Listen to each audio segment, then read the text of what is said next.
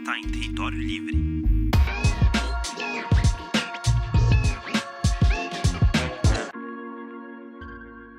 Vamos começar então com a grande questão. O que é educação? O que é educação? Poxa, você começou justo com uma das questões mais difíceis da humanidade, né? Educação é algo muito subjetivo, né? Depende, do contexto, depende dos países, depende da cultura. A gente tem o hábito de atribuir à educação o paradigma das idades, né? E da escola, em que as pessoas vão na escola, nas séries corretas, e aí depois elas se formam e tem os ritos de passagem. Então, esse é o paradigma mais comum, né, do que é educação.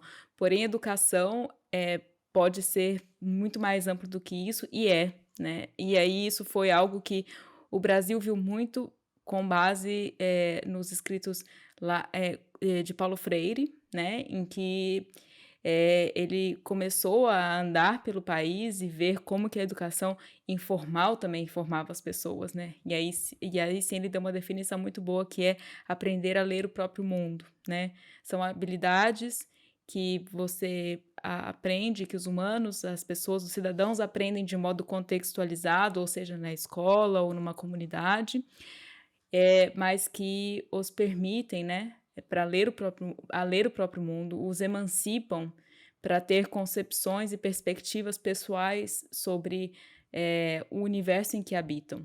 Então é algo libertador, né?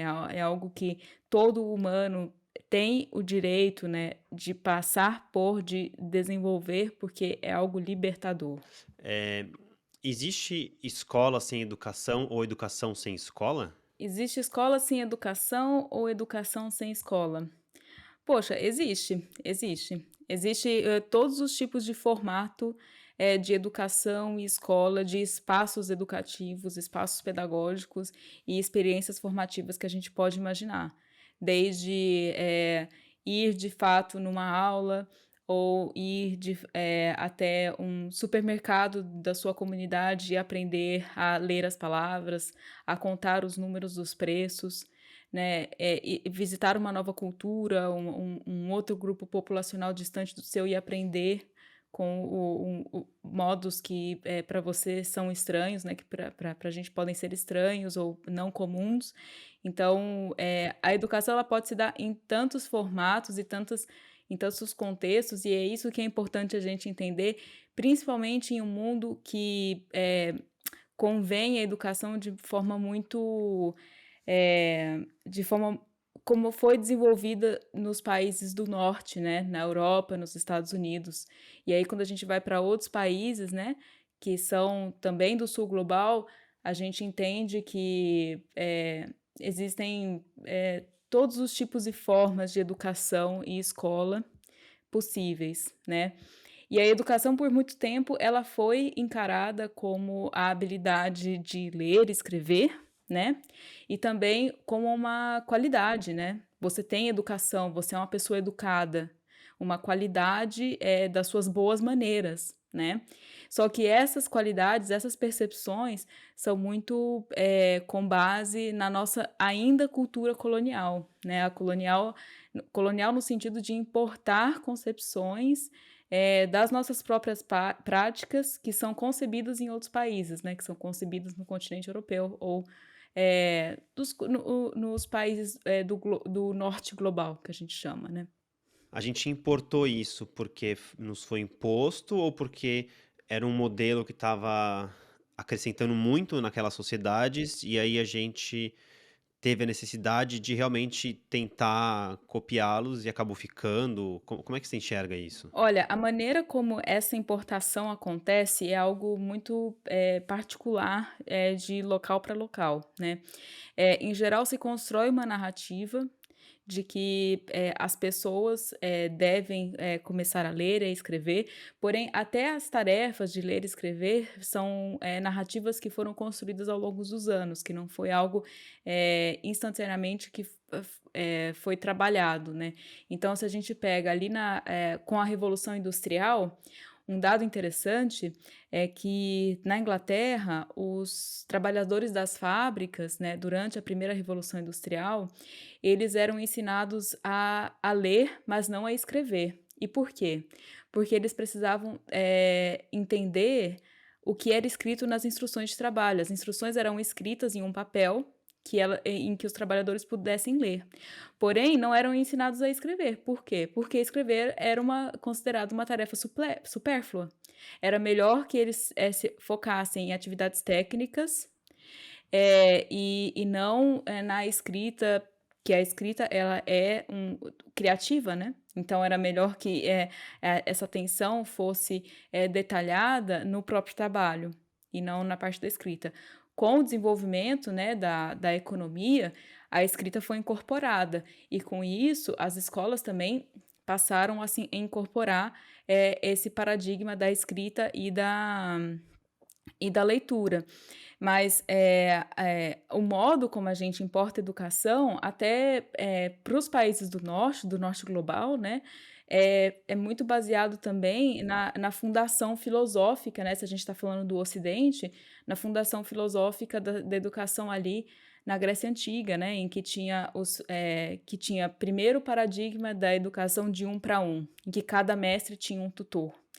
Depois o paradigma da educação de 1 para muitos, em que cada mestre tinha uma sala de estudantes, de pupilos que o seguiam, que aprendiam e copiavam o que esse mestre fazia. E aí, no século XX, né, esses paradigmas se misturaram, né? Eram tanto a educação particular no sentido de 1 para 1, e também a educação de 1 para muitos. E isso veio com o advento das universidades, né? Então, isso tudo foi um processo. E a maneira como veio em especial no Brasil, a educação se deve muito às primeiras escolas que vieram com os jesuítas durante a colonização portuguesa. Então, em que eles faziam, de fato, todo um programa de catequização, né? Na época era uma educação religiosa, para que as pessoas aprendessem e se identificassem com uma nova religião, a religião católica, naquele sentido. Mas até hoje se tem uma herança dessas escolas jesuítas, né? Que foram também as primeiras bibliotecas do Brasil, foram jesuítas. Então, a maneira como isso aconteceu é muito mista de região para região, e não foi um processo necessariamente belo, né? Não foi um processo necessariamente bonito, foi também um processo muito doloroso, né? Em que as pessoas tiveram que revogar suas concepções de mundo para aprender novas. Mas educação não é sempre assim? Você não acaba revogando concepções antigas? Porque eu fiz faculdade de biologia e aí eu me lembro que tinha uma professora que falava assim, ela era de citogenética, genética. Aí ela falava, então lembra tudo que você aprendeu no colegial? Então esquece, tá tudo errado, vamos começar do zero. E aí você fica meio sem chão, assim, falando, meu Deus, e agora? É sofrido, mas foi, foi interessante. Acho que eu cresci, acho que eu aprendi. Inclusive, aprendi a lidar com ela, que era uma pessoa difícil. Então, não foi só conteúdo técnico, mas também aprendi a me relacionar ali com uma pessoa difícil. E, e não é natural esse processo doloroso, tipo aquele mote no pain, no gain. A educação, o descobrimento do novo é desconfortável. É no mínimo desconfortável. No sentido em que você entender, né, a pessoa entender que talvez o que ela tenha aprendido durante tantos anos está errado ou não está em prática mais, é algo bastante doloroso mesmo. Não é uma atividade agradável, porque significa que você ainda está no processo de mudança, você ainda está no processo de ambientação de mundo. E isso às vezes acontece quando já estamos em uma idade mais avançada. Então, por que a educação às vezes não é tão dolorosa para os mais novos? Porque o acúmulo de experiência, o acúmulo de histórias, né, de cultura, tem uma amplitude menor para alguém que já está em uma idade mais avançada, o que significa que para as pessoas que já têm uma história, já têm um acúmulo de memórias, de perspectivas, de fé, de tudo aquilo, essa revogação é muito mais, profunda, né, é muito mais crua. E por isso que às vezes gera resistência, mas você está certo, né, o aprender o novo é algo necessariamente desconfortável. É só que, claro, existem processos que aconteceram na história da humanidade que, não cabem somente nessa lente pedagógica, né, cabem também numa lente social, histórica, econômica, cultural. Mas falando, do ato de aprender, né, do ato de se colocar nessa posição do não saber, é algo necessariamente que nós, humanos, que aprendemos a defender as nossas percepções, é contraintuitivo, quase. É você admitir que, nossa, eu na verdade não sei tanto assim. Uhum. Uma vez eu li sobre eh, chama Dunning-Kruger Effect. Eu não sei se é uma teoria, mas é um cara que começou a perceber que quanto mais ignorante sobre um assunto, mais você acha que você sabe sobre esse assunto. E quanto mais você sabe, mais ignorante você se enxerga. Porque é isso, que você vai aprendendo e aí você vai realmente, tipo, se diminuindo no sentido de, caraca, não sei nada mesmo, tem muito pra aprender. É, vamos pegar uma tangente aqui, que você falou dos diferentes tipos de educação em diferentes tipos do mundo, especialmente no sul global. E eu li em algum lugar que você trabalhou numa escola na Amazônia. Foi seu primeiro emprego, assim, né? Que você foi dar aula para surdos e mudos, ou cegos e surdos, eu não lembro agora. Como é que foi essa experiência aí? Fala um pouco. Foi uma escola, sim, foi ainda um processo de estágio, né, foi uma escola, no centro-norte Brasil, né, ou seja, já lá ali no sul da Amazônia. E era uma escola especial para cegos, surdos e mudos, né. Então tinham essas duas categorias, de necessidades especiais, e era uma escola com pouca infraestrutura, com muitos desafios, e como uma primeira experiência profissional foi muito assustador, a tamanha era a responsabilidade de educar pessoas. E eu me senti muito, impactada por essa experiência. Impactada no sentido positivo, mas com um sentimento, de medo no sentido de, eu nesse momento sou responsável por formar, opiniões de mundo dessas crianças, desses adolescentes. E aquela escola tinha uma série de desafios que não só, da parte de necessidades especiais, ou seja, tinha uma série de dificuldades infraestruturais, mas se comunicar com pessoas com necessidades especiais é uma tarefa, eh, desafiadora, porque você também se coloca, numa perspectiva de imigrante cultural. Imigrante cultural no sentido de que as comunidades com necessidades especiais, elas têm um próprio signo cultural, né, um signo cultural que, vai desde a linguagem, que é particular, né, não é no caso dos surdos, não é o português, é a língua brasileira de sinais, e no caso das pessoas com, deficiência visual ou cegas, era toda uma parte, voltada muito para o tato e para sentidos humanos que não a visão. E nós temos uma cultura muito visual e muito auditiva, muito fonética. Então foi desafiador. Que doideira isso. E eu queria agora falar um pouco dessa ligação da escola, da educação com a tecnologia, que é uma coisa que você estudou bastante. Eu tenho uma conhecida que tem uma filha que estudou numa escola Waldorf, em São Paulo. E aí, durante a pandemia, a escola Waldorf, que é bem anti novas tecnologias, vamos assim dizer, né?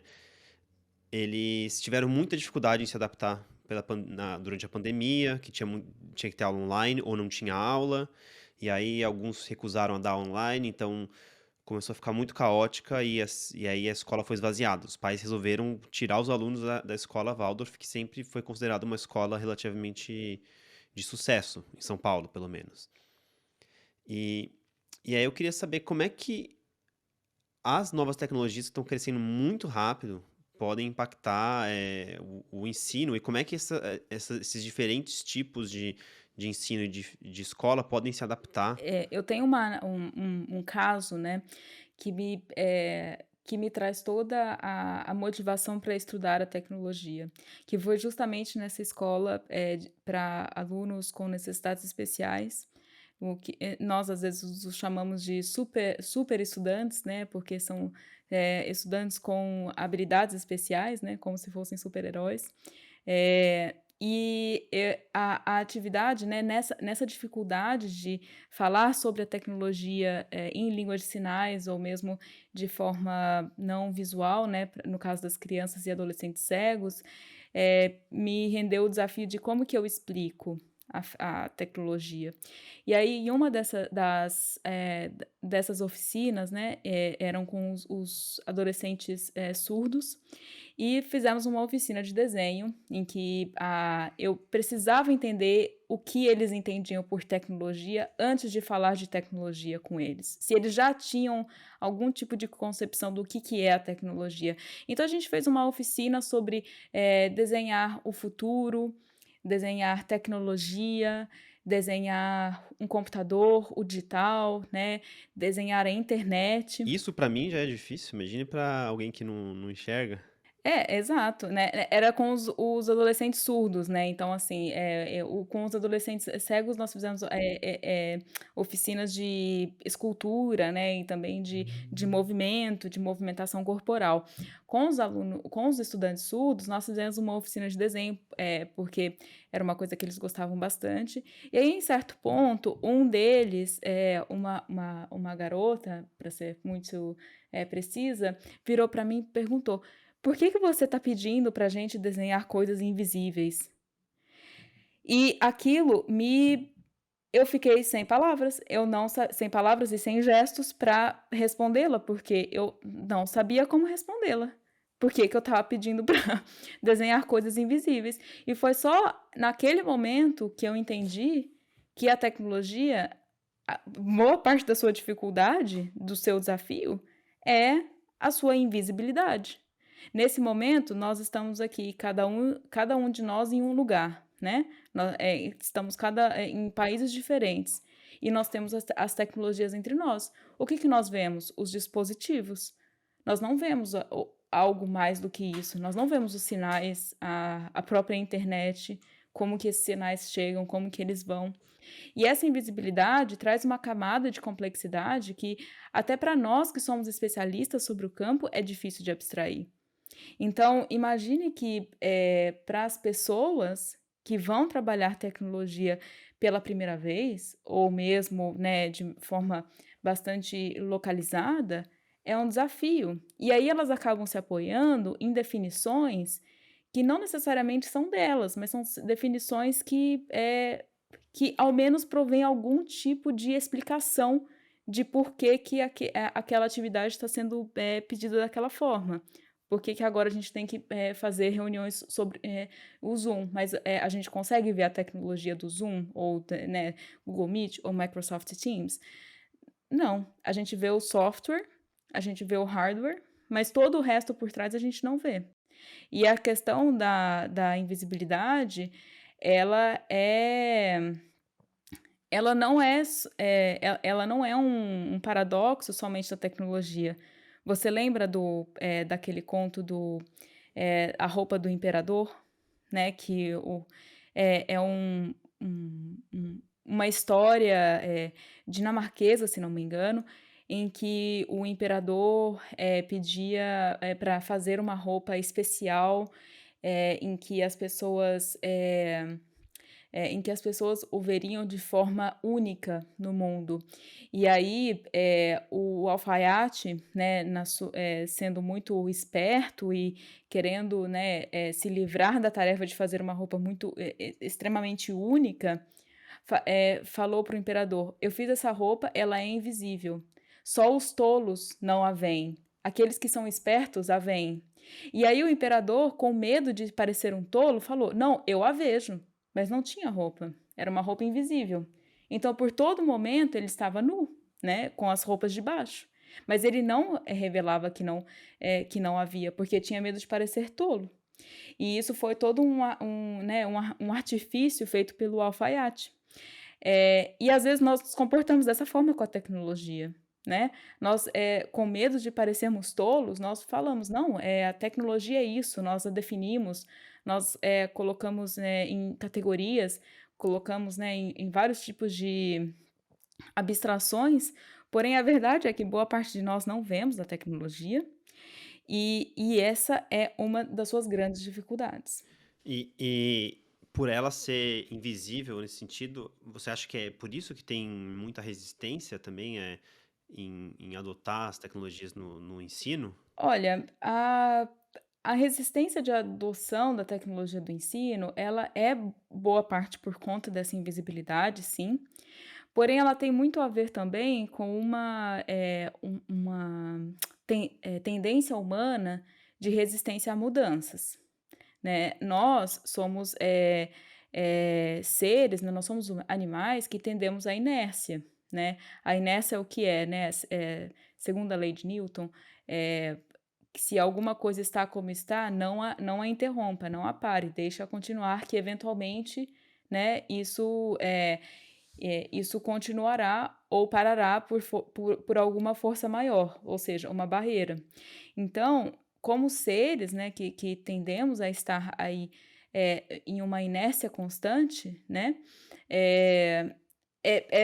para nós é complicado nos adaptar. Então é uma tendência humana essa resistência a mudanças, e isso tem acontecido durante toda a humanidade, né. Se a gente pensa que, no século XV, Giordano Bruno, na Itália, né, em Roma, foi preso e condenado à morte por dizer que o céu continha estrelas, astros celestes, para a Igreja Católica, né, que então era a maior, o maior poder da região. Isso só nos diz que houve muito desconforto e houve muitas batalhas sobre conhecimento, justamente porque, eh, por conta dessa tendência da inércia. Da inércia também no sentido de conhecimento. É duro admitir que a gente, eh, é o que a gente falou, né, que a gente estava errado, ou que existem outras coisas a se considerar além da nossa na própria existência. Imagine que se a gente não tivesse, batalhado para construir esse tipo de conhecimento, nós estaríamos, eh, talvez ainda pensando que, o céu, estrelado é uma cortina colocada sobre as nossas cabeças com estrelas pintadas para que a gente não visse o que é a luz do sol na hora que dormisse, né, que é o mito do céu estrelado antes de Giordano Bruno. Então, essa tendência é algo que nos acompanha. E a resistência das tecnologias na educação é normal e não é uma coisa que acontece em todos os países, não só nos países do sul global ou do norte global. Porém, existem, alguns casos e alguns fenômenos que nos ajudaram, né, que ajudaram não, que nos forçaram também a entender as tecnologias como elas são. Então, se a gente pega a pandemia de Covid-19, ela nos colocou em um lockdown, compulsório, ou seja, a gente precisa de outros meios agora de se ver, de se comunicar, né. Então, isso foi uma quebra na inércia, foi um motivo de força E maior. que força, hein? Eu li recentemente que as escolas de Nova York proibiram alunos de usarem o ChatGPT, o ChatGPT, que é essa tecnologia que foi lançada recentemente para o público geral, que é um modelo de inteligência artificial que você pede para ele te escrever uma coisa e ele escreve com uma linguagem muito sofisticada. E e aí eu queria saber se você consegue, se você conhece um pouco da tecnologia e se você conseguiria imaginar os impactos dela na educação, na escola principalmente. Os impactos positivos e negativos, porque tem muita oportunidade, mas tem gente que diz que isso pode ser um grande problema, que não vai ensinar os alunos a pensarem, enfim. O Eh, ChatGPT ou o ChatGPT, né, ele tem sido, alvo de grandes críticas e grandes, notícias aí nas últimas semanas, porque ele foi lançado em novembro, né, como ele é hoje, foi lançado em novembro e desde então tem, realmente deixado as pessoas preocupadas e assustadas.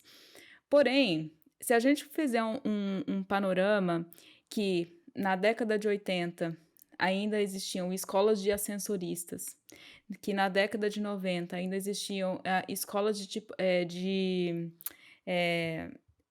de tipografia no sentido de aprender a digitar na máquina de escrever, e que essas escolas, foram contra o movimento, né, contra o movimento da tecnologia por medo de deixarem de existirem, a gente vê hoje.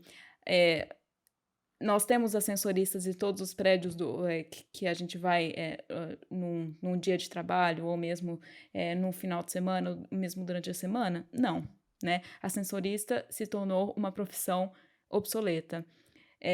A Os digitadores também se tornaram uma profissão obsoleta, porque hoje nós temos os microcomputadores. Da mesma forma que a palavra computador hoje se refere a uma máquina, né, a um dispositivo, a palavra computador, na verdade, quer dizer calculadora, era um humano calculador. O computador, na década de 50, era um humano que fazia, equações matemáticas e resolvia problemas matemáticos. E isso foi, isso se tornou obsoleto porque hoje nós temos as calculadoras que você clica 4 mais 4 é igual a 8, 5 mais 5 é igual a 10. Então, essa resistências com as tecnologias é uma questão que sempre vai talvez existir, porque nós temos medo que algumas ações, né, algumas tarefas se tornem obsoletas. O ChatGPT, para ser, muito específica, né, sobre a questão, é um chatbot, né, ou seja, uma ferramenta, de mensagens, em que você fala com um sistema de machine learning, ou seja, um sistema que aprende com a sua interação, e te dá respostas não somente sofisticadas, né, e complexas, mas autênticas. E essa é o grande problema, e por isso que as pessoas, os professores, né, as escolas, estão preocupados. Porém, se num futuro, vamos supor que no futuro a gente não precise mais responder respostas de maneira complexa ou autêntica ou, né, de forma, longa, com muitos detalhes, etcétera. Vamos supor que no futuro, o ChatGPT se torne o status quo das nossas tarefas, inclusive na escola. Essa discussão que a gente está tendo hoje vai parecer algo até cute, né, até, vai parecer algo até, que nossa, você acredita que um dia as pessoas discutiram, se a gente deveria deixar ou não o ChatGPT, existir e hoje ele é a nossa base de trabalho? Então vamos supor que isso aconteça, talvez aconteça. Eu dou aula numa universidade aqui na Alemanha e na Universidade de Tübingen, e no ano passado eles chamaram os professores, né, para falar sobre as ferramentas de inteligência artificial que não eram ChatGPT, outras ferramentas, Qbot, que faz paráfrases, GenAI, que faz textos completos, e você pode escolher o tom, a temática. Eles têm todas as bases de dados e você pode fazer esses textos. E qual que é o real, medo, da educação? É que as pessoas, parem de procurar as respostas, né, ou que a procura pelas respostas seja algo que se torne tão fácil que as pessoas, percam habilidades críticas. Porém, a educação é muito focada nas respostas, enquanto que ela deveria ser mais focada nas perguntas. Eu vi alguns testes, com o ChatGPT, em que o ChatGPT não conseguiu responder as perguntas expostas. Por quê? Eram perguntas complexas, de lógica, que omitiam algum dado ou outro, né. O que isso quer dizer? Que, talvez a gente devesse assumir de vez que a educação tem que focar na pergunta, tem que focar na habilidade crítica de elaborar essas questões, né, e não no resultado. Imagina nós, acho que você, Felipe, era da época da enciclopédia. Eu tinha os volumes de enciclopédia em casa, chamava os amigos, né, os colegas para fazer pesquisa de biologia. Você falou sobre de biologia, eu me lembro que de fazer uma pesquisa sobre o fungo orelha de pau, na enciclopédia da A Barça, Barça, é, grande Barça. né, a grande Barça, e me lembro de ver que era da família das poliporáceas, e de ver as fotos do fungo e pensar: "Nossa, esse é o fungo que eu estou pesquisando", na enciclopédia. As pessoas hoje, elas não usam mais enciclopédia, porque se você coloca no Google, mesmo que seja uma fonte, científica, tá ali, né. Então essa habilidade, que é a da busca estratégica, muitas as gerações já perderam boa parte dela, né, porque hoje buscar algo é muito relativamente fácil. Só que se a gente pensar que a gente deve focar mais na parte crítica de perguntar, talvez a gente tenha aí um alívio de que realmente o humano tenha essa habilidade crítica que o machine learning não consiga desenvolver, até então, né. E para mim, me vem muito o caso do Guia do Mochileiro das Galáxias. Você já leu o Guia do Mochileiro das Galáxias? Eu não li, eu assisti o filme. O Guia do Mochileiro das Galáxias é uma literatura nerd, né, que eles chamam. Uma literatura bem também sci-fi, né, de ficção científica. E tem um caso, né, dentro dos 5 livros que se você se lembra, né, tem um cidadão, britânico que está lutando para salvar a sua própria casa, porque tinha uma avenida sendo construída que passava pela sua casa. Aí ele é abduzido por uma nave espacial, né, que viajava pela galáxia, e essa nave espacial estava indo para o planeta Deep Thought. E aí esse planeta tem um computador fundamental que estava calculando a resposta para a pergunta fundamental do universo, e estava calculando essa resposta por 7,5 milhões de anos. E aí, o dia que eles chegam no Deep, Thought, é o dia que a resposta está saindo, né. E aí eles chegam lá no computador e a resposta sai, 42. Importa qual é a resposta? Não. Importa qual é a pergunta. 42 o quê? E aí, como que você vai saber qual que é a pergunta? E aí, dentro dos livros, né, falam que, na verdade, a Terra é um computador construído para calcular a pergunta para a resposta fundamental, né. Então, isso gera um ciclo vicioso, né. Mas o que que eu estou querendo dizer, assim, por que eu trago essa anedota para falar sobre isso? Porque, hoje já acontece muito das pessoas não se preocuparem tanto com as perguntas que elas estão fazendo, né. Não se perguntarem, tanto, por quê, ou como, ou, né, quem, eh ou o motivo pelo qual as coisas acontecem. E talvez o Chat GPT venha para nos lembrar justamente disso, né, nos lembrar que as respostas estão ali.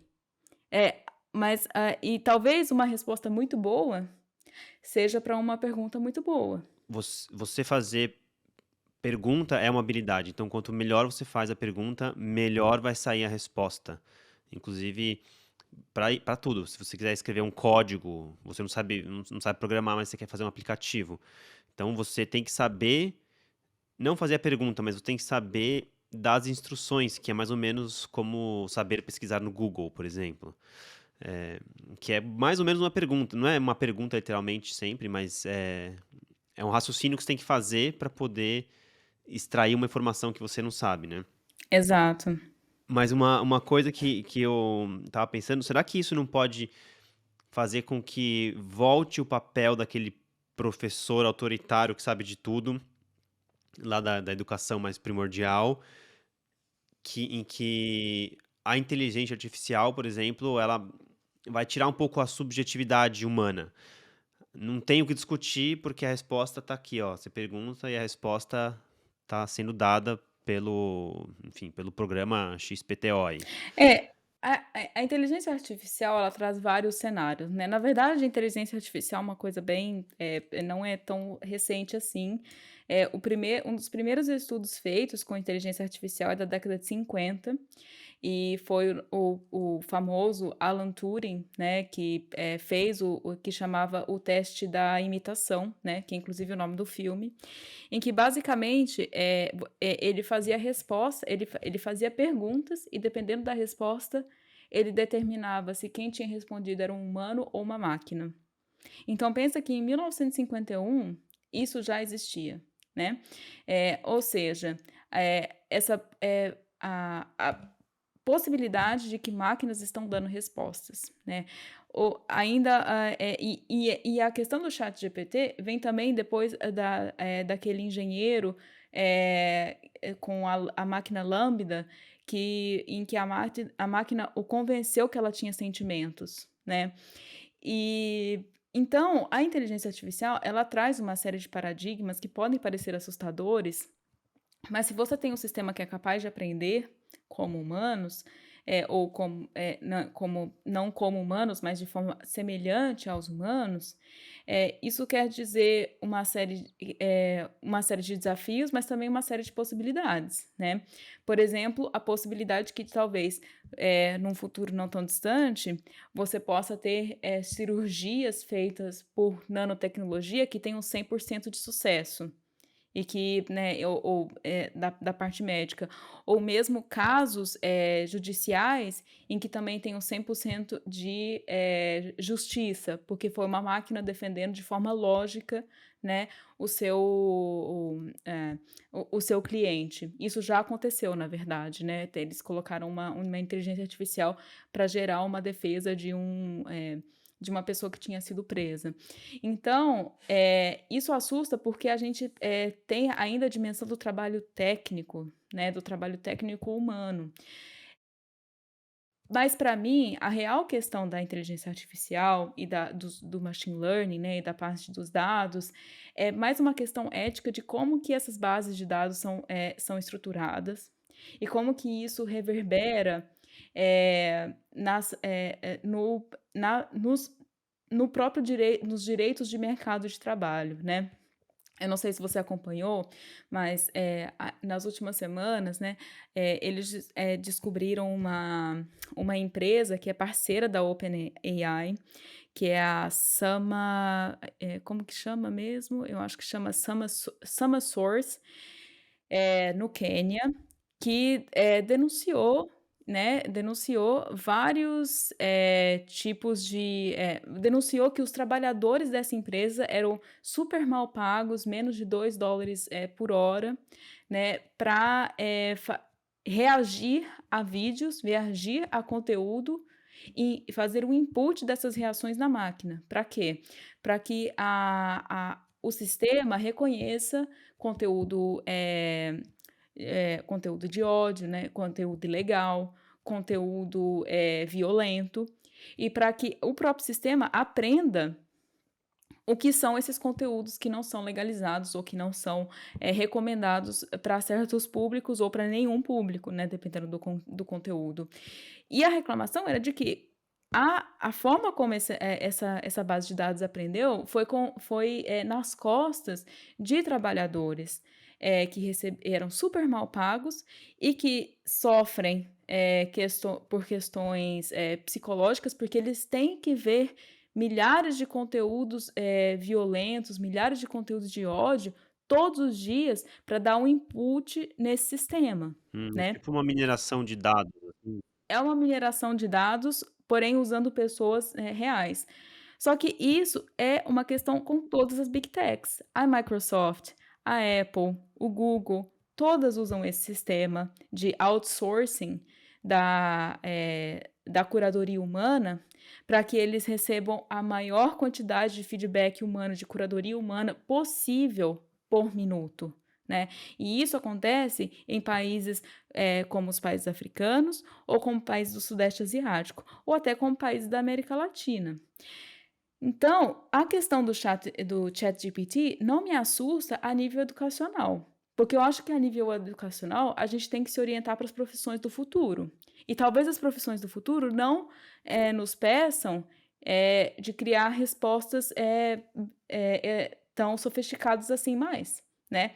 O que é um problema a nível especializado, né? Então, por exemplo, em redigir uma tese de doutorado, vamos supor que uma máquina possa fazer isso daqui a 2 anos. Então, quer dizer que nós que fizemos doutorado, passamos 4 anos fazendo um doutorado que uma máquina pode fazer em 2 horas. Talvez isso aconteça. E talvez esses títulos percam validade. Porém, a evolução da tecnologia, a evolução da história. Se chegar nesse ponto em que não é preciso mais ter uma formação especializada, nós vamos ter que saber lidar com isso, né? Porque nós precisamos focar na economia do futuro, que é relevante para a humanidade como um todo. Porém, se esses sistemas têm como base atitudes e atividades não éticas, principalmente nesse outsourcing para o sul global, aí a gente tem um problema. E aí a gente tem uma questão de responsabilidade desses sistemas em saber como trazer essas bases de dados de forma ética, mas também de trazer transparência, né? Porque a grande questão da tecnologia, vamos lembrar, é a invisibilidade. Mas as plataformas, né, essas tecnologias, elas podem trazer transparências nos seus produtos. É uma questão de opção. Então, elas têm que poder e têm que querer colocar isso de forma transparente para que nós podemos saber, né, o que está sendo utilizado. Então, por exemplo, uma ferramenta que já poderia ser colocada no ChatGPT, que já seria um grande avanço na parte da transparência, simplesmente colocar, na hora que você está interagindo, essa sua pergunta, essa sua resposta para o humano foi utilizada para alimentar o banco de dados do ChatGPT. Né? Porque é isso que ele faz. Cada vez que você faz uma pergunta, a máquina aprende com essa pergunta, entendeu? Parece que boa parte da solução para vários problemas é justamente a transparência, né? Cada vez mais, porque fica cada vez mais abstrato tudo, né? A tecnologia, a política. É, é, é meio overwhelming, assim, né? Pensando. É overwhelming, sim, mas é um processo que está em andamento há muitos anos, né? Então, e não vai parar, não vai parar. Você fez doutorado, foi isso? Fiz doutorado, 4 anos. Imagina se daqui 2 anos uma máquina faz um doutorado em 2 horas. Vou chorar um dia inteiro, entendeu? Mas depois vai se levantar, vai pegar o ChatGPT e vai aprender a fazer outra coisa. Vai aprender a fazer perguntas. Exato, exato. E tem uma linha de pensamento justamente dessa coisa de máquinas substituírem humanos. E durante muito tempo se falou que as máquinas podem até substituir os humanos em trabalhos mecânicos, repetitivos, em alguns intelectuais, mas os criativos é como se fosse uma qualidade exclusiva dos seres humanos. Só que o que a gente tem visto com essas ferramentas tipo o DALL-E, o ChatGPT, é que justamente os trabalhos criativos estão virando commodity. Ou seja, são essas pessoas criativas que estão perdendo o trabalho. São músicos, são escritores, são designers. E a galera de gestão, de administrativo, e às vezes até gente de trabalho braçal tá ali, ganhando melhor do que estava há 10, 15, 20 anos. Então, realmente é muito difícil prever o que vai acontecer com tudo isso, né?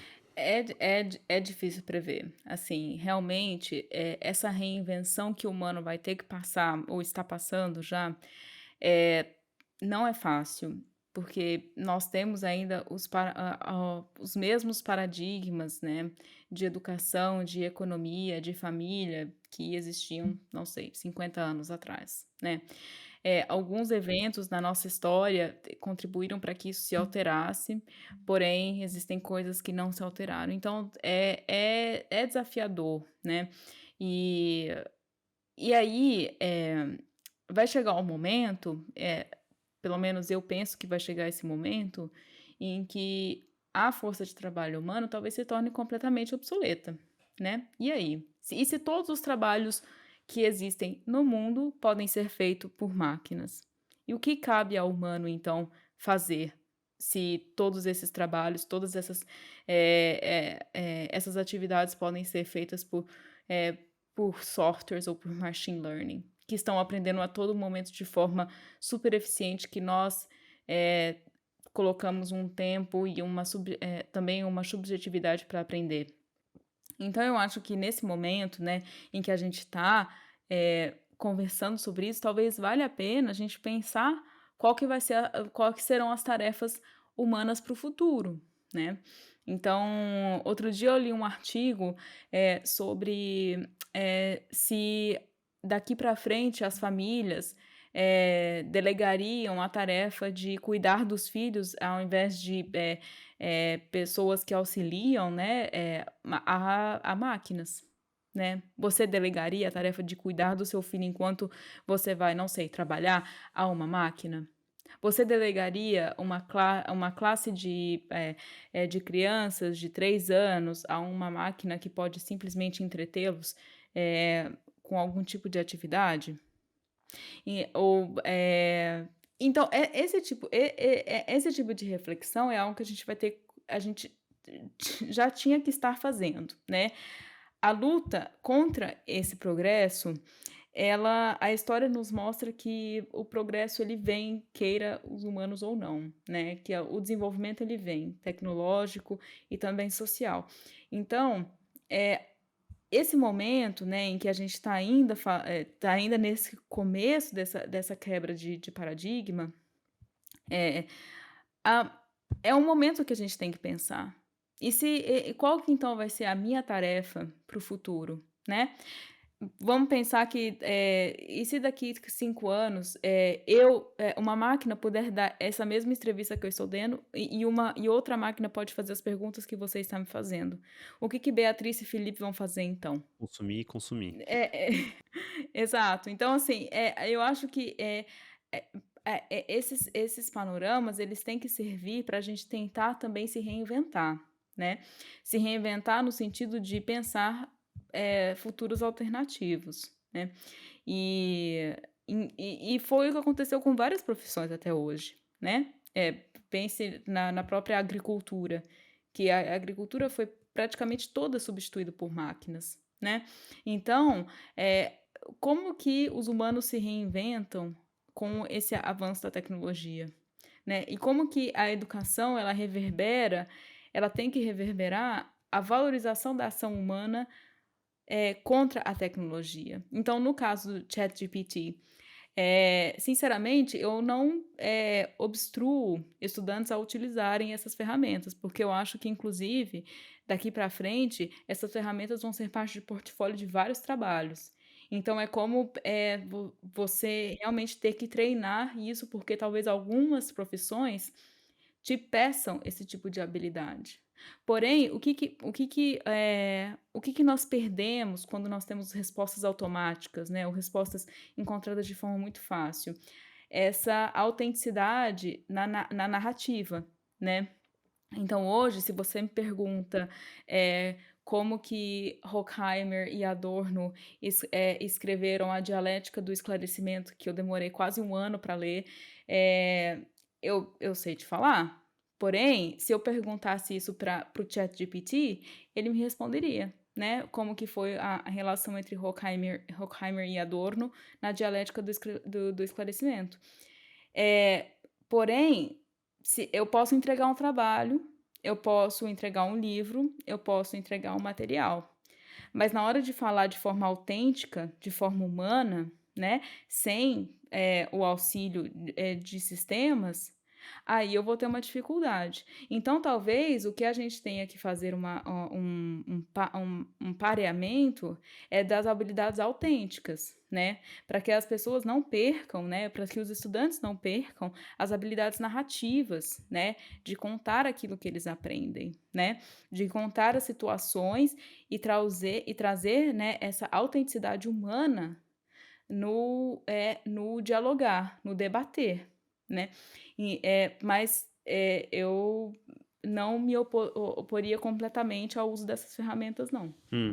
Eu tenho uma filhinha de quase 3 anos, e eu penso bastante, assim, na educação dela. E que você recomenda que eu faça para ela não se perder nas máquinas? Brincadeira, você não precisa ter essa responsabilidade não.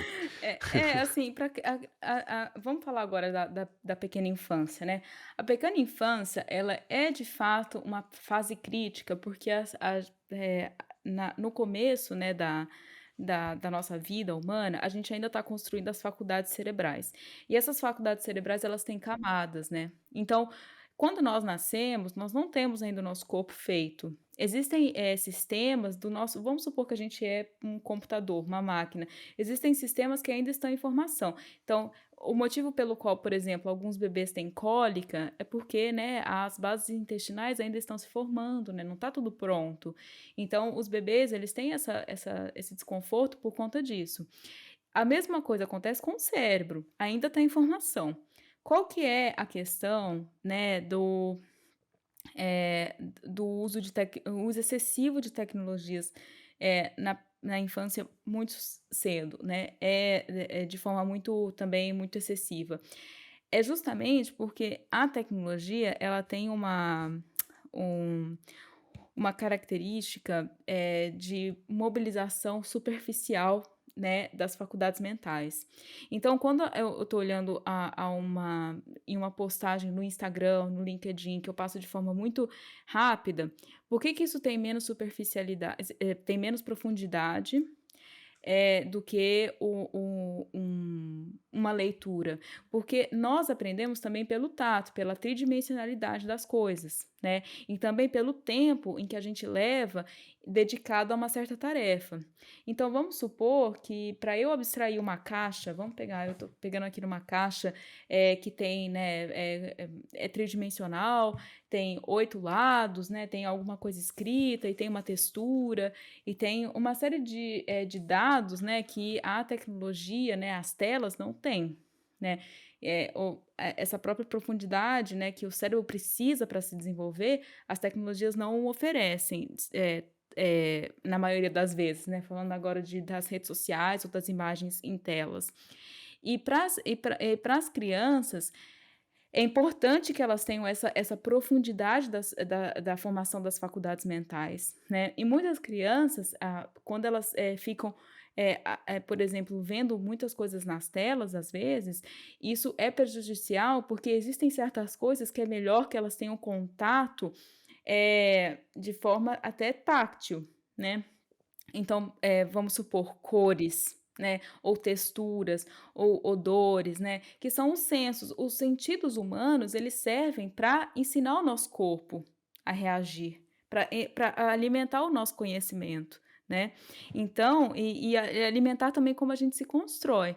É por isso que quando a gente, sente um cheiro, de arroz e feijão, nós lembramos: "Nossa, né, da minha casa, quando eu era criança, né, eu me lembro da minha mãe cozinhando, ou do meu pai cozinhando, e isso, né, não tem essa profundidade, do odor nas telas de computador, né, ou de tablet ou de outros dispositivos. Então, no caso da primeira infância, realmente a tecnologia ela tem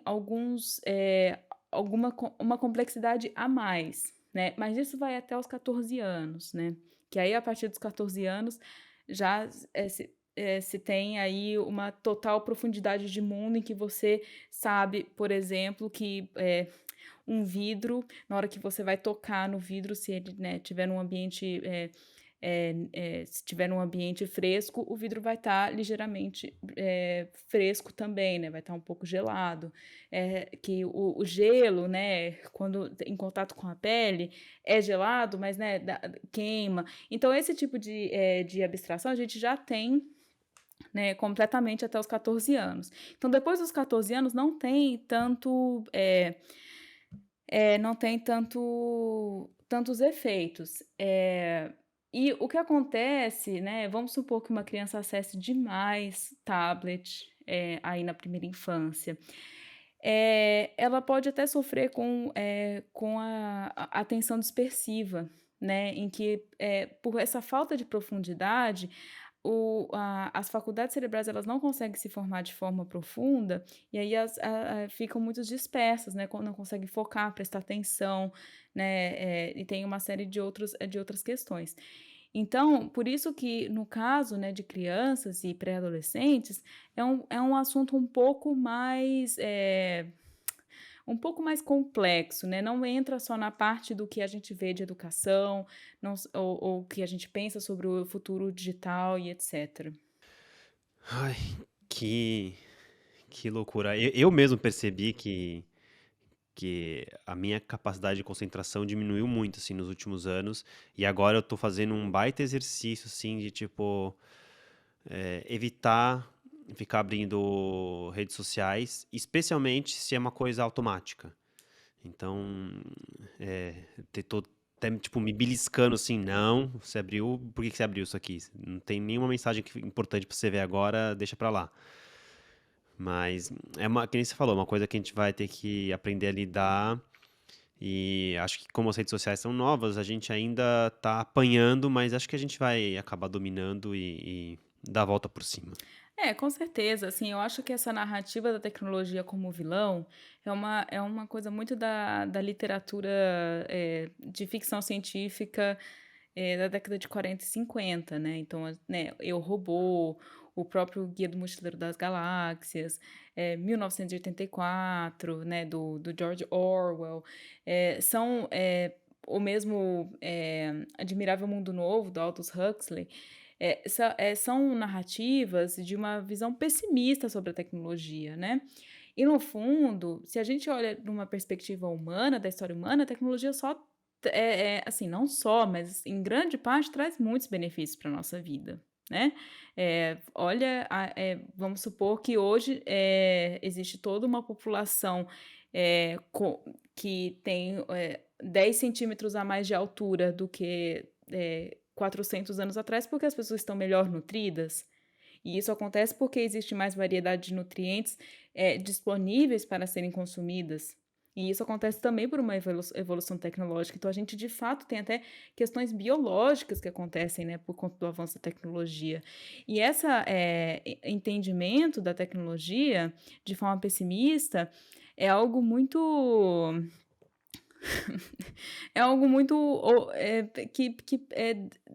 não pode, não é que não pode, mas é tão old school, né, é tão, dos anos 50, para mim é algo quase cult, né, ter essa noção da tecnologia, mas a gente ainda fala sobre isso, né, sobre exatamente essa noção de que os robôs vão tomar o nosso lugar.